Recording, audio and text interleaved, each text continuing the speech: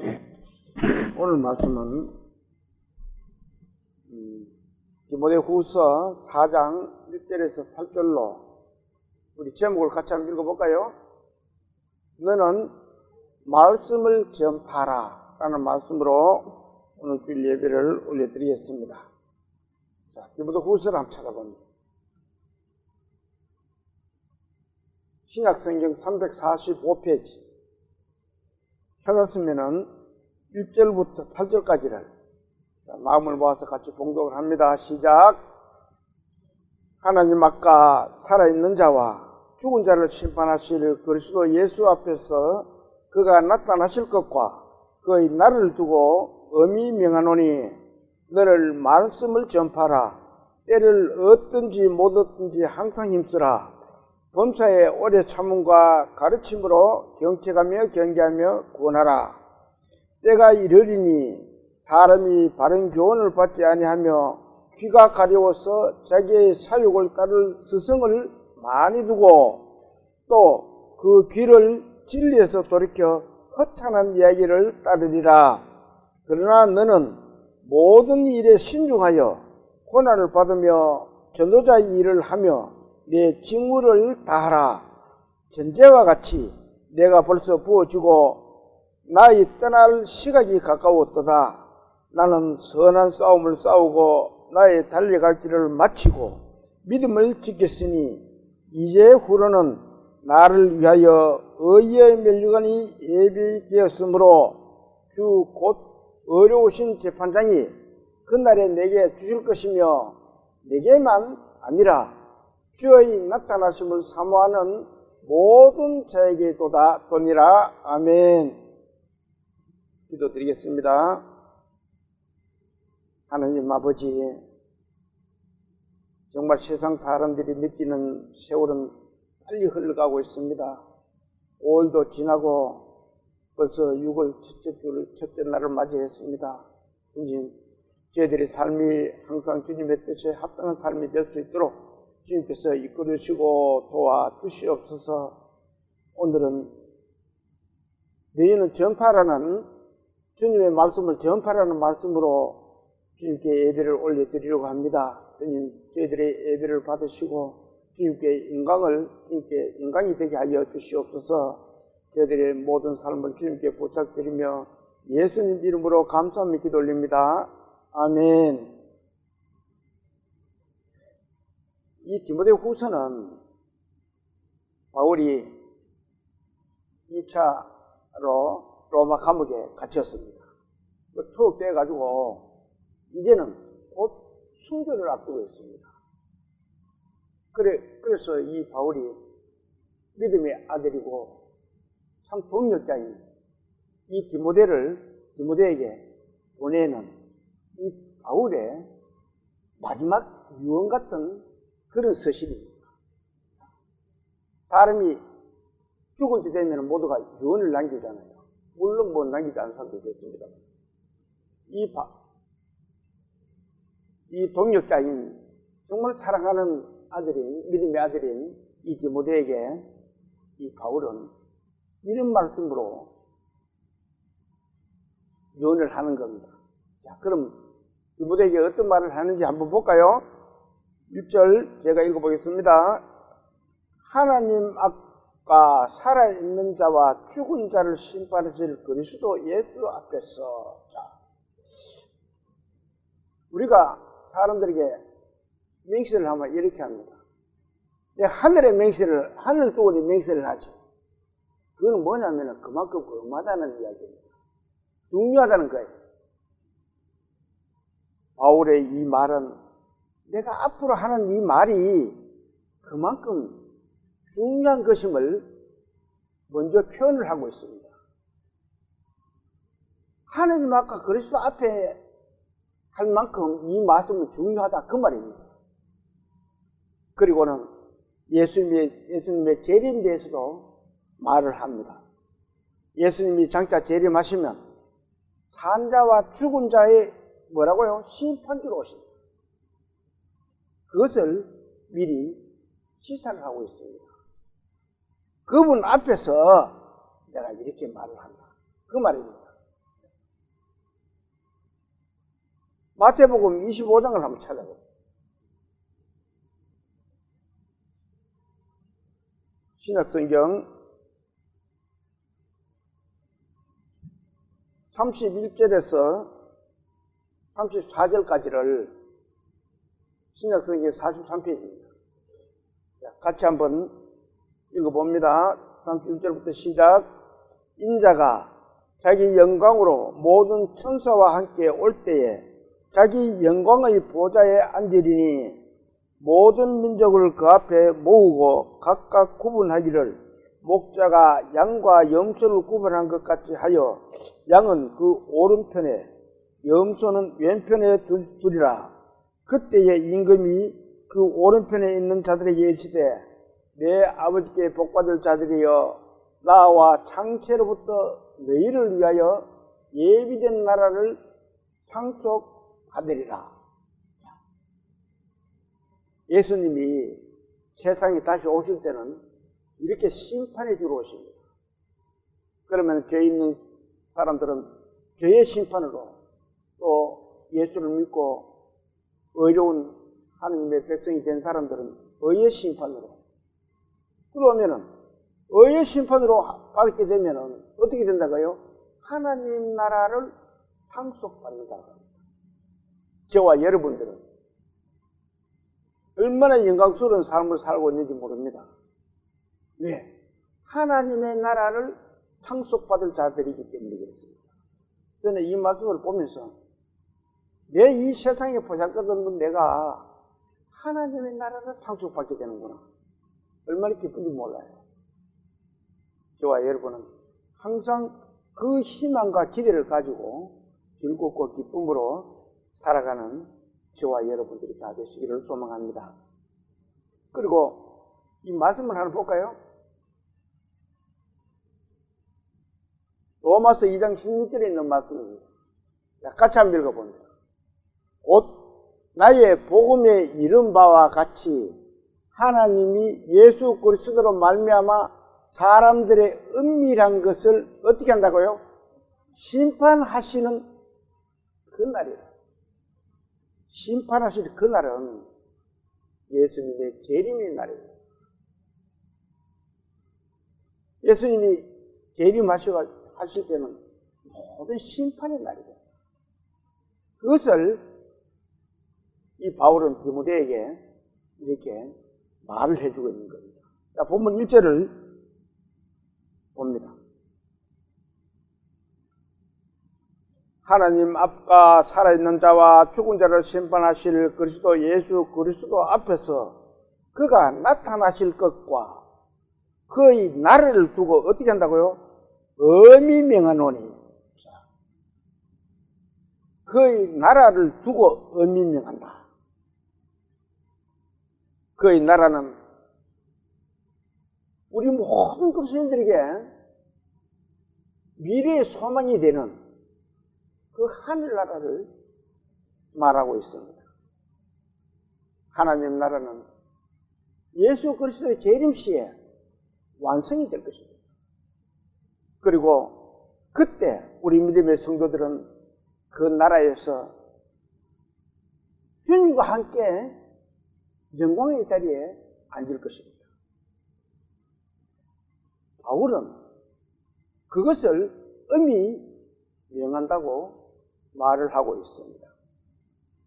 엄히 명한다는 것은 그만큼 중요하고 엄중함을 시사하는 거죠. 그만큼 중요하다는 거예요. 그것을 위해서 우리 믿음의 그리스도인들은 살아야 된다는 것을 말씀하고 있는 겁니다. 그리고 또 바울이 엄히 명하는 내용 중에 이런 말씀이 있습니다. 2절을 한번 볼까요? 2절을 같이 읽어봅니다. 너는 말씀을 전파하라. 때를 얻든지 못 얻든지 항상 힘쓰라. 범사에 오래 참음과 가르침으로 경책하며 경계하며 구원하라.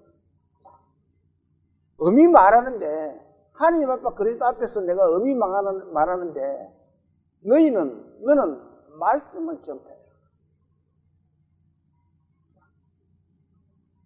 이 말씀은 디모데에게만 하는 것이 아니고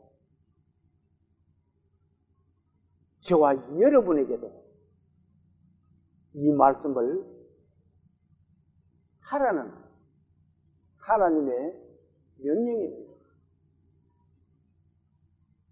너는 말씀을 어떻게 하라고요? 전파하라라고 합니다. 이 하라라는 단어가 붙으면은 명령어입니다.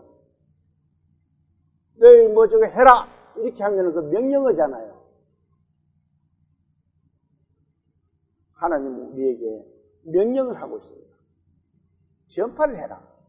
너희도 말씀을 전파하라는 거예요. 근데 이 말씀 전파하는 게 쉬운 건 아니죠. 예수님은 우리 믿음의 성도들에게 너희는 세상의 소금이다. 그리고 빛이다라고 말씀을 하셨습니다. 자, 마태복음 5장을 다시 찾아봅니다. 마태복음 5장.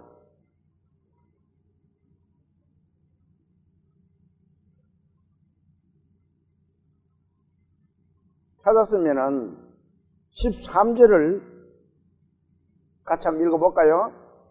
5장 13절. 자, 시작. 너희는 세상의 소금이니 소금이 만일 그 맛을 잃으면은 무엇으로 짜게 하리요? 후에는 아무 쓸데없어 다만 밖에 버려져 사람에게 밟히리라.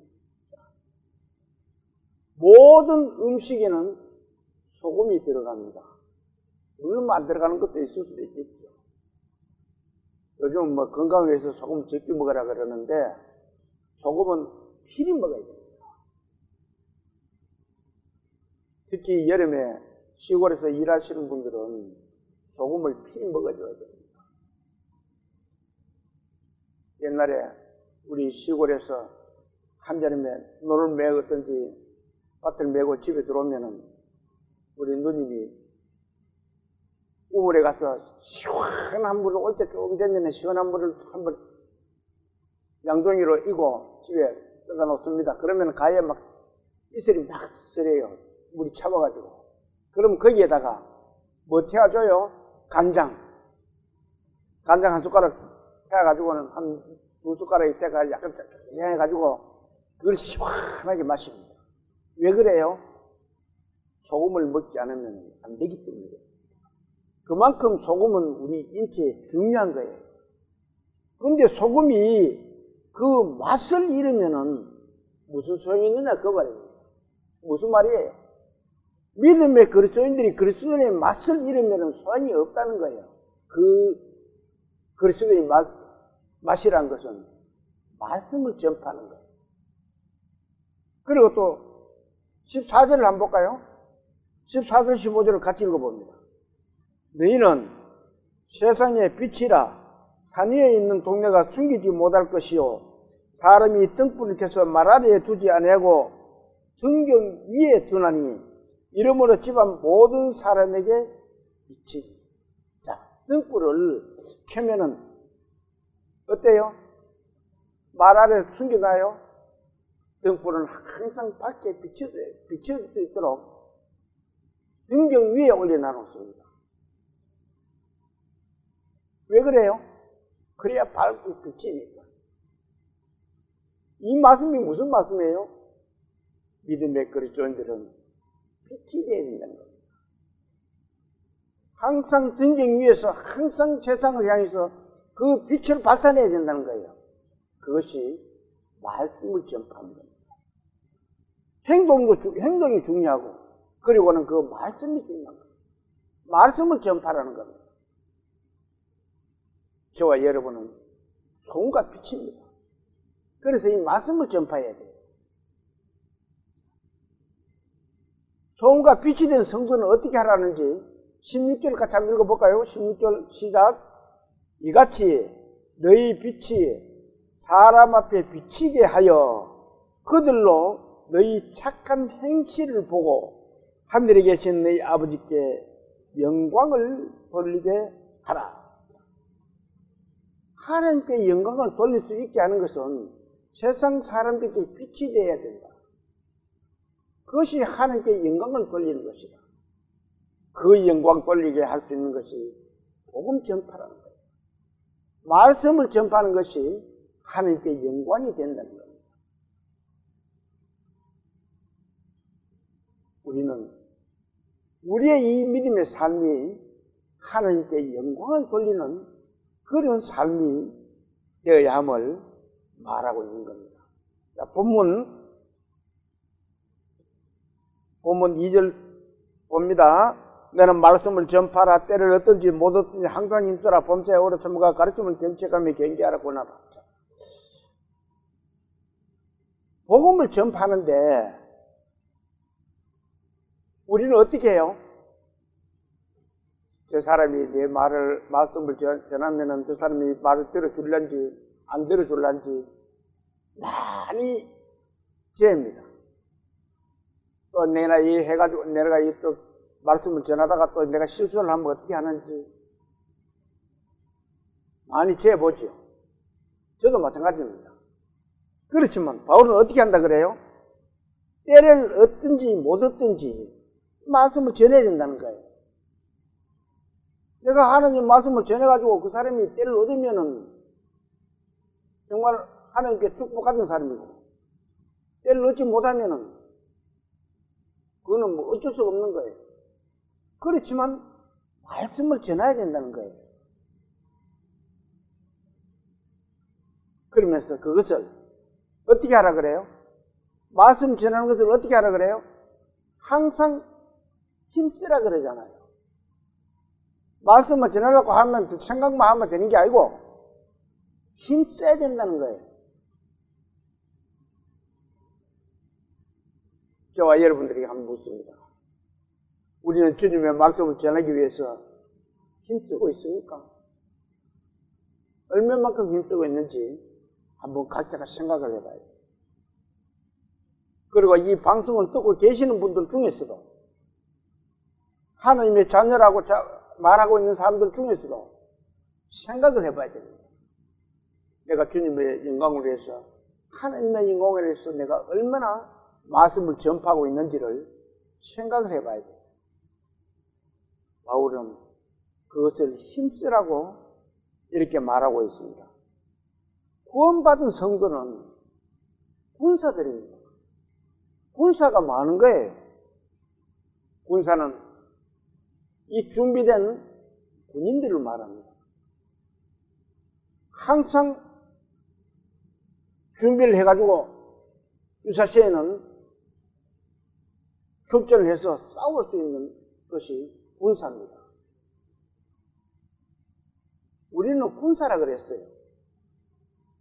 그러면은 군사가 준비도 하지도 안 하고 또 말씀을 전해야 될 사람이 있는 대상이 있는데도 출전하지 않으면은 그 군사의 가치가 하나도 없는 거예요. 군사 한동만큼입니다. 그건 군사가 아니에요. 용병이었어요, 용병. 돈 받고 하는 용병. 군사는 용병이 되면 안 됩니다. 군사는 자기가 맡은 임무를 철두철미하게 할 수 있는 것이 군사의 본분인 거예요. 우리 모두 그런 참된 군사가 될 수 있도록 하나님께 소망합니다. 그리고 복음을 전한 자세는 어떤 환경에서든지 말씀을 전파해야 된다라고 바울은 이야기하고 있습니다. 이런 환경에서는 내가 이 말씀을 해도 될까? 물론 생각도 해야 되지만 바울은 언제든지 말씀을 전할 수 있는 준비를 해야 된다라고 말하고 있습니다. 그리고 바울은 또 이렇게 말해요. 복음을 전할 때는 이렇게 해야 된다. 이것을 지금 말을 하고 있습니다. 자, 한번 읽어볼까요? 너는 말씀을 전파하라. 때를 얻든지 못 얻든지 항상 힘쓰라. 그리고는 어떻게 하라 그래요? 범사에 오래 참음과. 자, 범사에 오래 참아야 된다. 사람들이 오래 참는다는 게 참 힘듭니다. 쉬운 일 아니잖아요. 그러나 우리 구원받은 성도들은 오래 참아야 돼요. 왜? 그 오래 참는 것을 예수님이 우리에게 본을 보여주셨습니다. 이 말씀을 한번 볼까요? 디모데전서 1장 16절에 있는 말씀입니다. 같이 한번 읽어봅니다. 그러나 내가 긍휼을 입은 까닭은 예수 그리스도께서 내게 먼저 일체 오래 참으심을 보이사 후에 주를 믿어 영생 얻는 자들에게 뭐라고요? 본이 되게 하려. 예수 그리스도께서 내게 먼저 일체 오래 참으심을 보였다. 우리도 예수님의 오래 참으심을 경험하고 보았습니다. 그것이 후에 주를 믿는 사람들에게 본이 되게 하려. 우리는 말씀을 한번 전해보고 안 되면은 저 사람은 안 돼. 우리가 전부 재단을 다 해버릴 겁니다. 그러면 안 된다는 거예요. 한번 해보고 안 되면은 또 지혜롭게 2번 해보고 또 안 되면 3번 해보고 참아야 돼요. 그 사람이 돌아올 때까지. 한두 번 해보고 저 사람은 안 돼. 우리가 이렇게 재단하면 안 된다는 거예요. 오래 참아야 됩니다. 이 주님의 말씀을 전하다 보면은 듣는 사람이 상전이라 말씀 전하는 사람은 종이 되어 있고 그런 경험 해보셨습니까?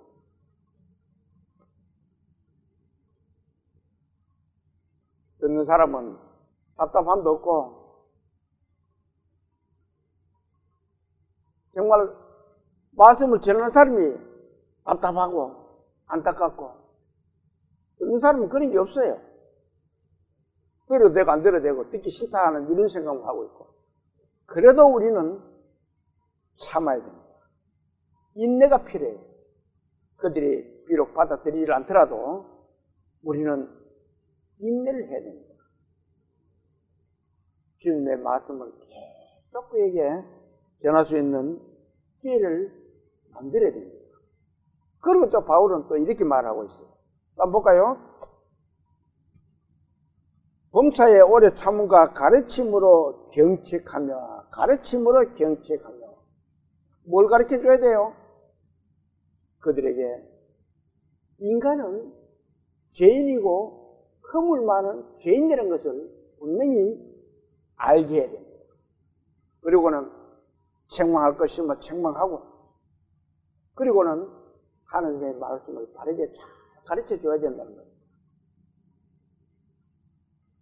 복음을 전할 때는 그렇게 지혜롭게 해야 된다는 것을 바울은 조목조목 이야기를 하고 있습니다. 그리고 또 어떻게 한다 그래요? 경계하며 권하라. 경계하며 권하라. 항상 그들과의 어떤 관계를 잘 생각을 해야 됩니다. 인간관계를 생각해야 돼요. 무조건 하고 막 끌어들이려고 하면은 그 사람이 칠 수가 있습니다. 그러니까 항상 경계하는 마음이 있어야 되고 그러면서 계속 권해야 됩니다. 주님의 말씀을 전할 때는 그 듣는 사람의 상태를 잘 분별해서 그렇게 말씀을 계속 전해야 된다는 것을 바울은 말하고 있습니다. 그런데 이 믿음의 그리스도인들이 주님의 말씀을 전파하지 않으면 어떻게 될까요? 누가복음 19장을 한번 찾아봐요.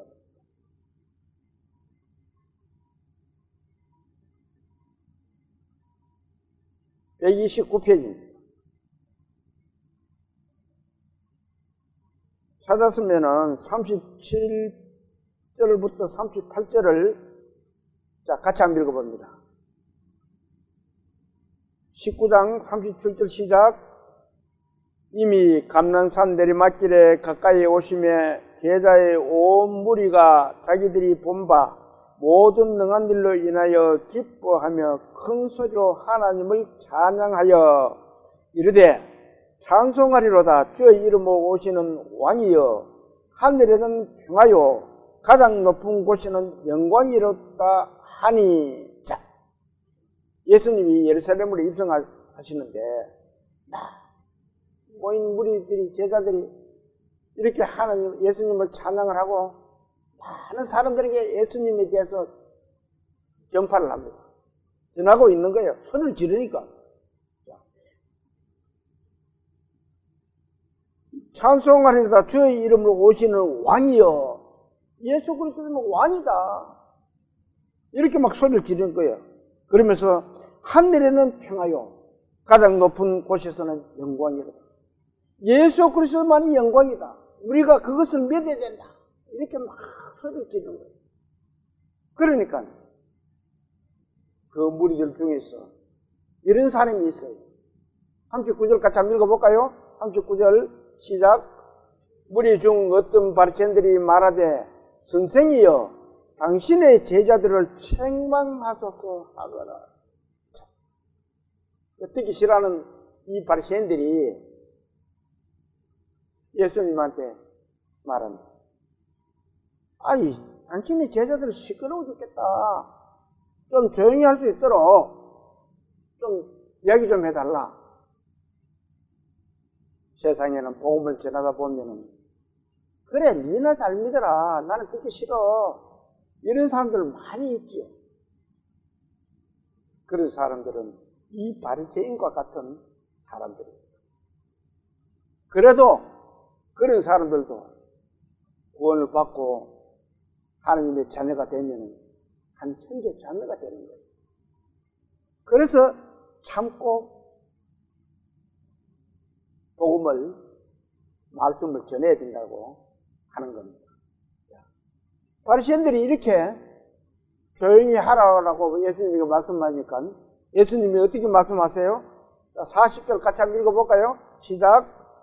대답하여 이르시되 내가 너에게 말하노니 만일 이 사람들이 침묵하면 돌들이 소리 지르리라 하십니다. 정말 무서운 말씀입니다. 예수님을 따라다니던 제자들이 예수님을 믿고 따랐는데 이 사람들이 조용하면 어떻게 된다 그래요? 돌들이 소리 지릅니다. 돌이 생명이 있습니까? 뭐 있습니까? 아무것도 없어요. 그렇지만 그 돌들이 소리를 지른다 그래요. 그건 무슨 말이에요? 믿음의 그리스도인들이 하나님의 말씀을 전파하지 않으면은 오히려 옆에 있는 예수 믿지 않는 사람들이, 저 사람은 뭐 예수 믿는다 한 사람이 저렇게 조용해? 뭐 저런 사람이 더 있어? 돌들 같은 사람들. 오히려 그 사람들이 그렇게 할 수가 있어요. 그 사람 예수 믿는다 한 사람이 뭐 예수 믿는 그 짓 안 해. 많은 사람이에요. 그런 사람들한테 핀잔 들을 수 있어요. 직접 듣기는 안 하더라도, 들리지는 않게 하더라도 속으로는 또 그렇게 할 수가 있다는 겁니다. 믿음의 그리스도인들은 항상 주님의 향기를 품어낼 수가 있어요. 어떤 자리에 가서도 그 향기를 품어낼 수가 있어야 됩니다.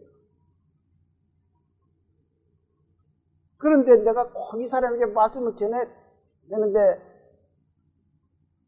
입을 딱 다물고 있으면은 이게 뭐예요? 돌들이, 저 사람은 예수 믿는다 한 사람이 저렇게 조용해. 그런 핀잔을 때리면 안 된다는 거예요. 예수 믿는 우리 믿음의 그리스도인들은 어느 곳에 어떤 자리에 있더라도 주님의 향기를 나타낼 수 있는, 품어낼 수 있는 그런 믿음의 그리스도인들이 다 되실 것을 소망합니다. 고린도전서에는 이렇게 또 기록하고 있습니다. 이 말씀을 한번 볼까요? 고린도전서 9장 16절에 있는 말씀입니다. 자, 같이 한번 읽어봅니다.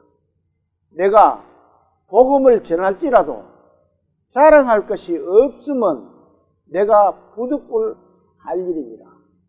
만일 복음을 전하지 아니하면 어떻다고요?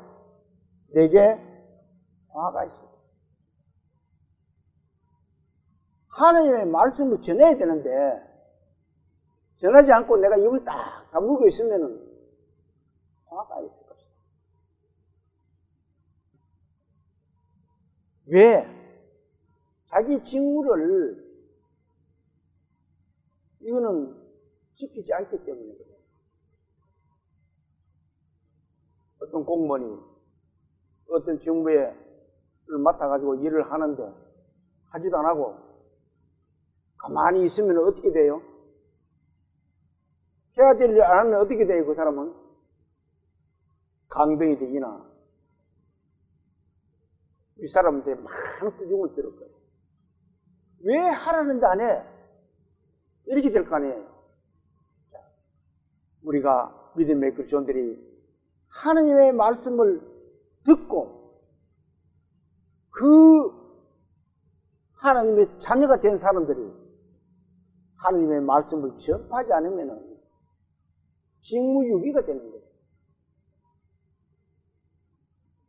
가만히 있으면 안 된다는 겁니다. 화가 있다 그러잖아요. 다음 주님 만나면은 너는 왜 그래 조용히 가만히 있었어? 왜 나를 전파해가지고 영광을 돌리지 않았어? 하나님 앞에 큰 꾸지람을 듣든지 회초리로 맞을 거예요. 우리는 이 세상에 있을 때 하나님께 항상 영광을 돌리는 그런 믿음의 생활을 해야 됩니다. 그 가장 큰 영광이 아침 새벽 기도 나가고 교회 열심히 나가고 그것도 중요해요. 그보다 더 중요한 것이 말씀을 전하는 겁니다. 말씀을 전하는 것이 하나님께 영광이 되기 때문에 우리는 모두가 하나님의 말씀을 전하는 그런 믿음의 그분들 다 되시기를 소망합니다. 사실 이 전도는 해도 되고 안 해도 되는 것이 아니고 의무적으로 마땅히 해야 될 일이 전도입니다. 그리스도인들은 식구들에게도 해보고 야 아들아 너희들 거리가 있으니까 우리 교회에 오라 소리가 아니다. 가까운 교회에 있으면 교회 가서 예수 믿어야 돼. 어느 교회를 가든지 가거라. 그리고 이단교회 가면 안 되고 어느 교회 간다고 또 이단교회를 가버리면 안 되잖아요. 정말 하나님의 역사하고 있는 어떤 교회라도 가거라. 가서 주 예수를 믿고 구원받고 우리 천국에서 같이 만나야 됩니다. 이것이 하나님께 영광이 되는 일이에요. 바울은 그것을 디모데에게 엄히 명한다라고 이야기를 하고 있습니다. 자, 본문 3절을 한번 볼까요? 3절 때가 이르리니 사람이 바른 교훈을 받지 않으면 귀가 가려워서 자기의 사육을 따른 스승을 많이 두고 때가 이르리니 이때는 언제예요? 이때는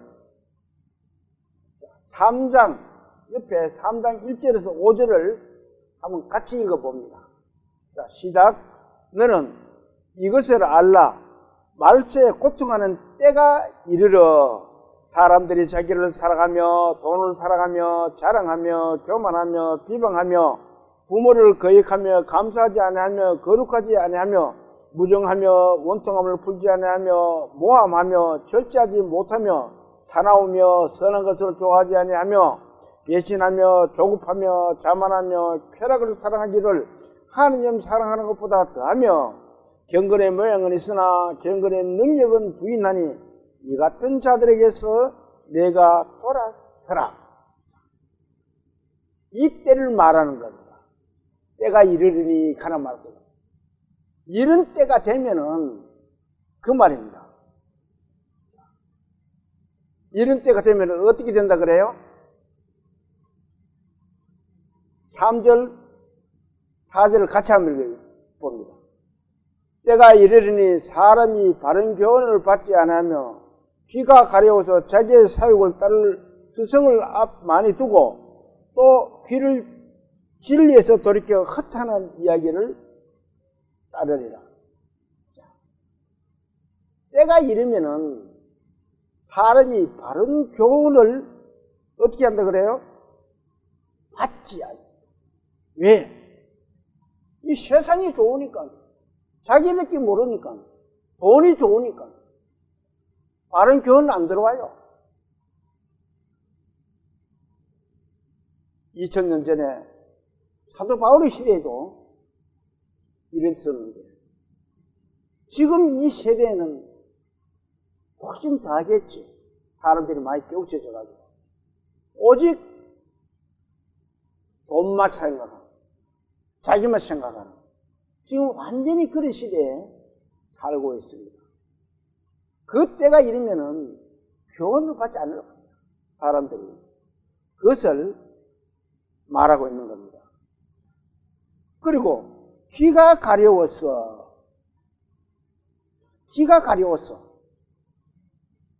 자기 사욕을 따라 스승을 많이 두고, 이게 무슨 말씀이에요? 대부분의 사람들이 세상적인 것에 귀가 가려워합니다. 오늘 뉴스에 어떤 좋은 것이 있을까? 어떤 재미난 게 있을까? 오늘 세상 구경 어떤 것이 좋을까? 오늘 음식이 어떤 것이 맛있을까? 이렇게 세상 것을 찾는다는 겁니다. 사람들은 하나님을 찾고 섬기기보다 세상 쾌락에 더 탐닉하고 귀를 기울인다는 겁니다. 왜 바울이 이 말을 했을까요? 이럴 때 우리 믿음의 그리스도인들은 정신을 바짝 차리고 말씀을 전파를 잘 하라는 거예요. 그리고는 또 뭐라 그래요?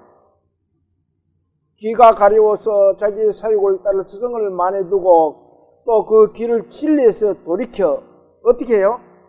허탄한 이야기를 따르라. 자, 허탄한 이야기. 허탄한 게 뭐예요? 거짓되고 믿음지 않는 것이 허탄한 겁니다. 이 세상의 일들은 거짓된 일들이 많고 허탄한 일들이 많이 있습니다. 그런데 사람들은 그걸 보고 허허허 웃으면서 잘 따라가요.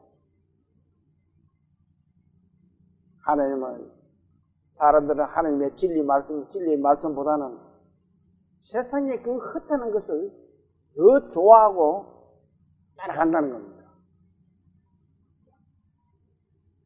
그것은 말씀에는 관심이 없고 예수는 예수 믿는 사람이 믿고 우리는 세상 즐거움을 즐기고 세상에 좋은 것을 찾고 세상 사람들은 그렇게 살아가고 있습니다. 그럴 때 우리는 더욱 행실을 바르게 하고 하나님의 말씀을 한 영혼이라도 구하기 위해서 전파를 해야 된다라고 바울은 말을 하고 있습니다. 5절 한번 볼까요? 5절. 그러나 너는 모든 일에 신중하여 고난을 받으며 전도자를 일하며 네 직무를 다하라. 물론 이 말씀은 디모데에게 하는 말씀입니다. 성경은 그 사람에게만 말씀하시는 게 아니고 지금 보고 있는 우리에게도 이 말씀을 함께 같이 적용이 된다는 것을 알아야 됩니다. 바울은 3절에서 4절에 언급한 그 말대의 현상을 말을 하고는 그러나 너는 이렇게 말하고 있습니다. 그러나 구원받은 믿음의 그리스도인들은 이 말입니다. 어떻게 하라고요? 모든 일에 신중해야 된다. 말씀을 전하는 사람은 신중해야 돼요. 가볍게 하면 안 돼요. 이 말씀을 기도를 하고 말씀을 가지고 그 영혼을 위해서 기도를 해야 됩니다. 주님, 저 영혼을 구제하여 주시옵소서. 구원하여 주시옵소서. 주님의 말씀이 저 영혼 속에 심겨질 수 있도록 도와주시옵소서. 간절한 마음으로 그 영혼을 위해서 다가가야 됩니다. 그리고는 또 이렇게 말하고 있죠. 고난을 받으며 신중하여 고난을 받으며 구원받은 그리스도인은 고난을 받게끔 되어 있어요. 앞에 312절을 한번 볼까요? 12절 같이 한번 읽어봅니다. 무릇 그리스도 예수 안에서 경건하게 살고자 하는 자는 어떻게 돼요? 박해를 받습니다. 박해를 받는 것은 고난을 받는 거예요. 박해라는 것은 꼭 세상에 어떤 사람들에게 무슨 유질리어서 그렇게 받는 박해도 있겠지만 그 박해만은 박해가 아니에요. 믿음의 그리스도인들은 세상 사람들이 누리고 사는 그런 것을 자제를 하고 사는 것도 어떻게 보면 박해라고 할 수가 있습니다. 일요일 날 그 사람들은 절기로 다닙니다. 놀러 가고 평일날은 뭐 하고 우리 친구들도 요즘 파크 골프가 유행이 돼가지고 전부 그거 다 치우고 다닙니다.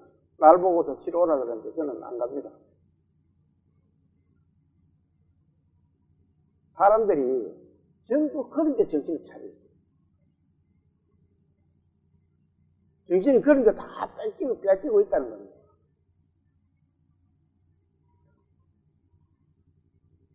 그런데 우리 믿음의 그리스도인들은 그렇지를 못해요. 주일날 되면은 교회에 와서 말씀 듣고 예배 드리고 또 집에 가면은 일도 해야 되고 성경 말씀도 또 봐야 되고 세상에 눈 돌릴 틈이 별로 없잖아요. 그것도 어떻게 보면은 세상 사람들이 봤을 때는 박해라고 볼 수도 있겠죠. 세상 사람들이 이렇게 합니다. 너가 무슨 재미로 사노? 나보고 그래요. 너는 술도 안 먹고 담배도 안 피우고 무슨 재미로 사노? 전에 그랬더라고요. 좀 젊을 때. 맨날 이놈은 놀러도 한 번 안 가고 옛날에 우리 고향 친구들 모였는데 해비면 나는 계속 얘했습니다. 그들은 그 돈 가지고 제주도 놀러 가고 어디로 놀러 가고 다 놀러 가고 그래서 저는 한 번도 안 따라갔어요.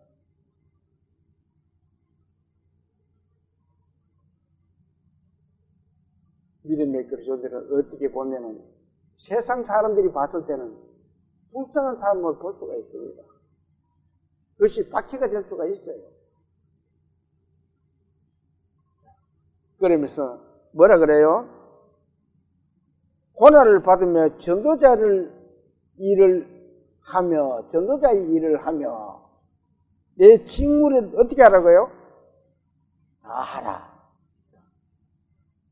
우리 성도의 직무는 뭐예요? 주님의 말씀을 전하는 것이 우리가 하나님께 받은 직무입니다. 아까도 말했지만 그 직무를 유기하면은 하나님에게 나중에 많이 혼날 겁니다.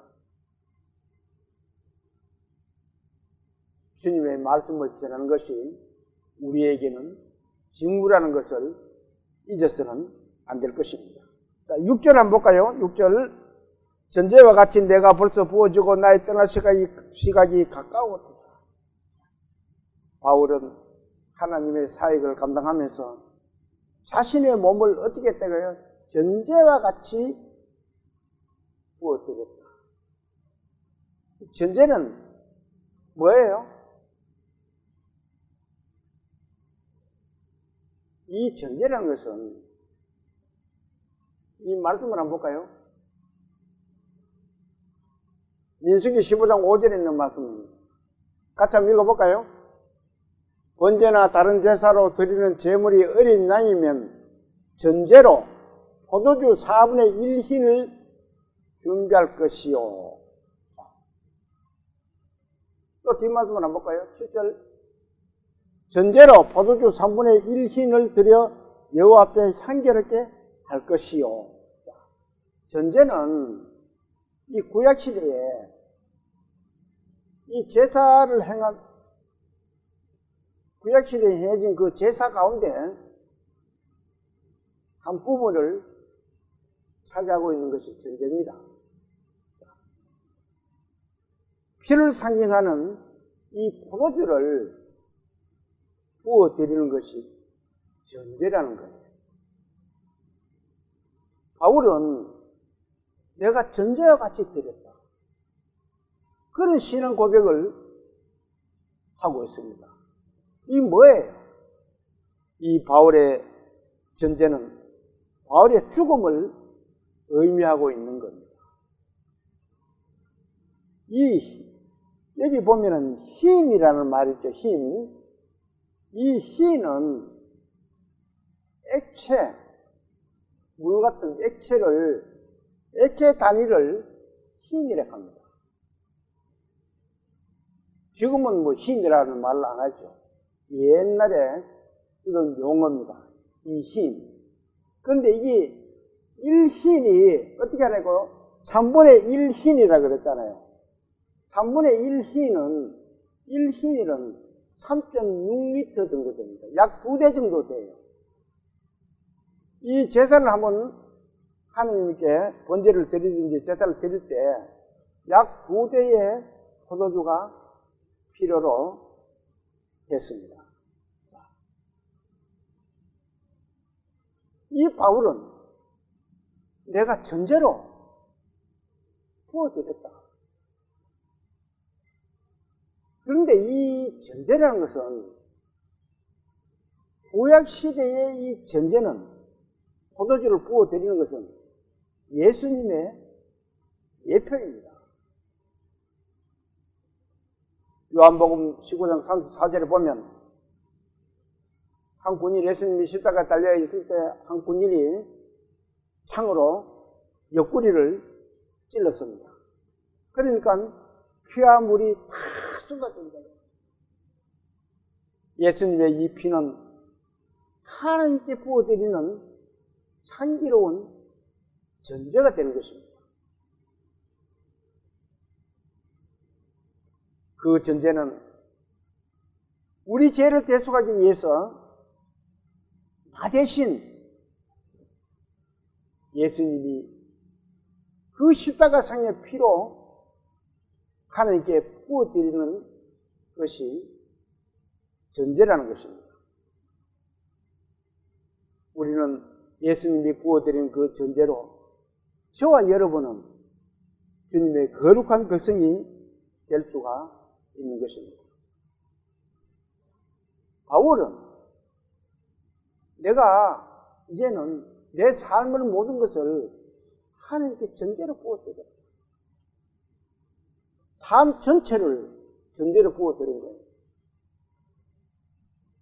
저는 이 말씀을 보면서 나의 삶은 그러면 어떻게 살고 있는지, 살았는지, 그럼 현재는 어떻게 살고 있는지 곰히 한번 생각을 해보세요. 내 삶이 정말 주님께 부어지는 전제가 되어 있는지, 아니면은 세상 것에 마음을 쏟고 살고 있는 건지, 이렇게 내 마음을 저울질을 해봤어요. 우리 각계의 믿음의 그리스도인들도 이 세상에 있을 동안 마음을 어느 곳에 많이 쏟고 있는지 한번 생각을 해봐야 됩니다.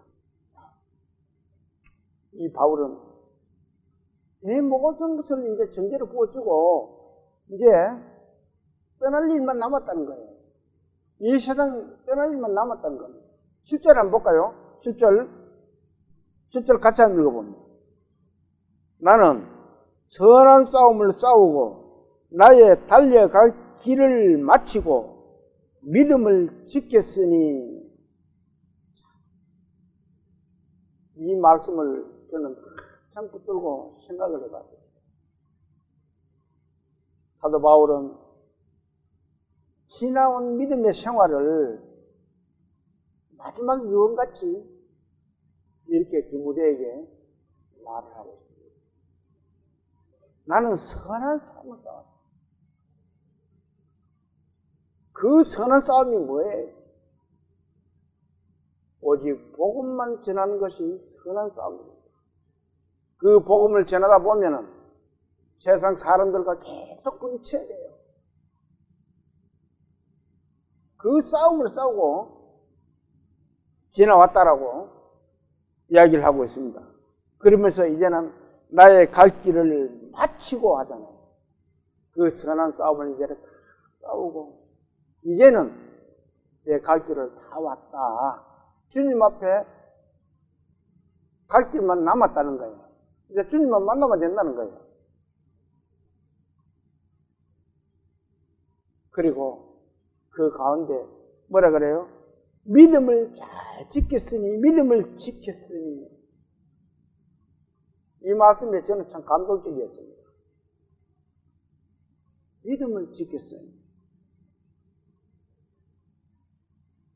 우리가 정말 때가 되면은 저도 죽고 여러분들도 다 죽어야 됩니다.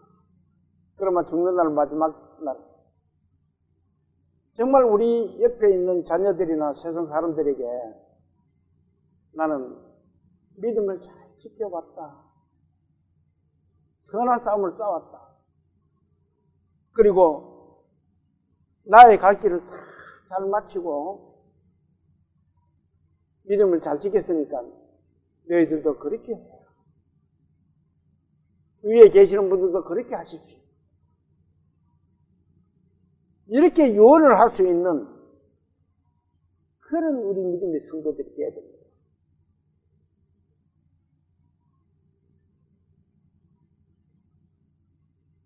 바울은 그렇게 믿음을 지켜왔다라고 말을 하고 있는 겁니다. 우리 모두가 바울과 같은 이런 요원을 남길 수 있는 우리 믿음의 그리스도인들 다 되시기를 소망합니다. 그리고 이 바울은 우리에게 큰 희망적인 메시지를 또 남겨주고 있습니다. 8절을 같이 한번 읽어볼까요? 8절. 이제 후로는 나를 위하여 의의 면류관이 예비되었으므로 주 곧 어려우신 재판장이 그날에 내게 주실 것이며 내게만 아니라 주의 나타나심을 사모하는 모든 자에게 오니라. 자, 이 말씀을 보면은 뭔가가 힘이 솟습니다. 의의 면류관이 나에게 주어졌다. 바울 사도는 그 의의 면류관을 위해서 달려갈 길을 다 달렸는 거예요. 세상길을 달렸는 거예요. 그런데 그것이 내게만 아니라 누구에게요? 주의 나타나심을 사모하는 모든 자에게, 저와 여러분에게도 의의 면류관이 주어졌다는 겁니다. 얼마나 좋아요.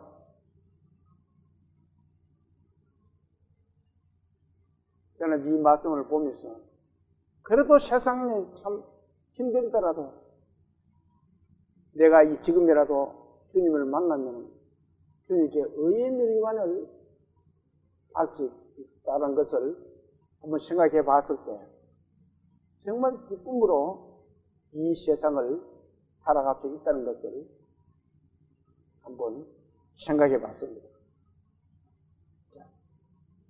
이 말씀을 한번 볼까요? 데살로니가전서 5장 23절에 있는 말씀입니다. 같이 한번 읽어봅니다.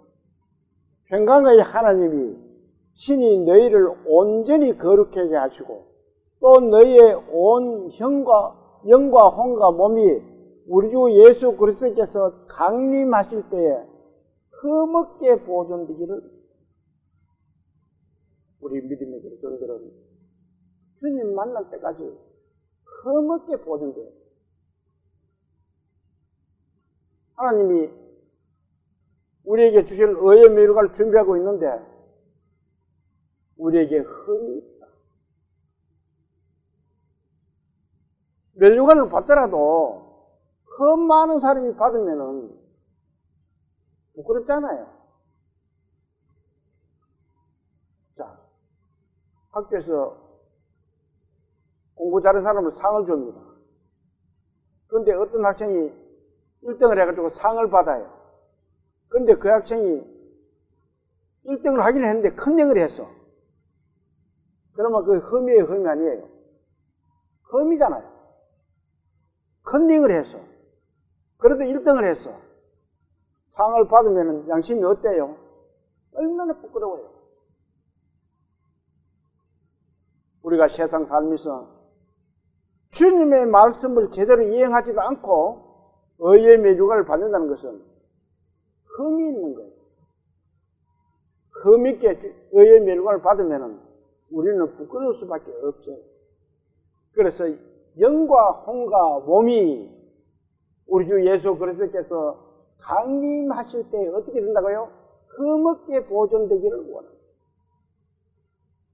그 흠없게 보존되는 것이 믿음 생활을 잘하는 것도 중요합니다. 그리고 말씀을 잘 전파하는 것이 가장 하나님께 영광을 올려드리는 일입니다.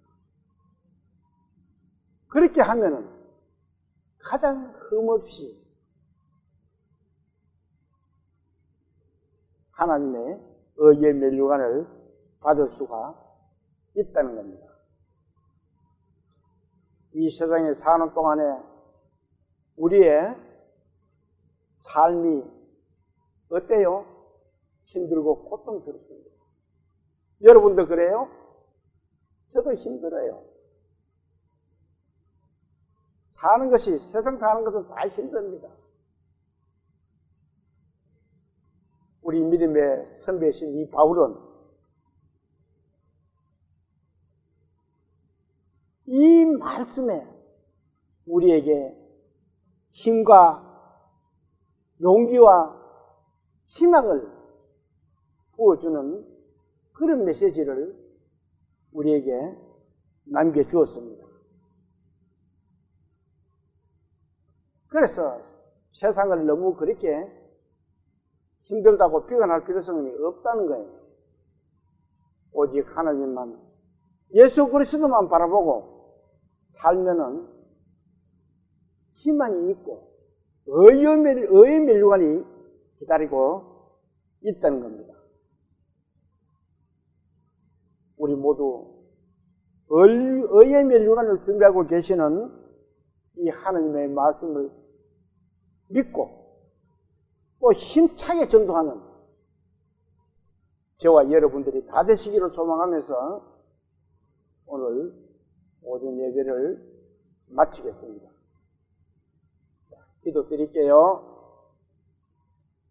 천지 만물을 지으시고 인간의 생사 화복을 주관하신 하나님 아버지, 저희들의 삶이 정말 주님께서 바라는 그런 삶이 되었는지 각자가 돌아보고 그렇지 못하다면 지금부터라도 오직 주님의 큰 은혜로 또 주님의 영광을 위해서 말씀을 전파하는 그런 우리 믿음의 그리스도인들 될 수 있도록 도와주시옵소서.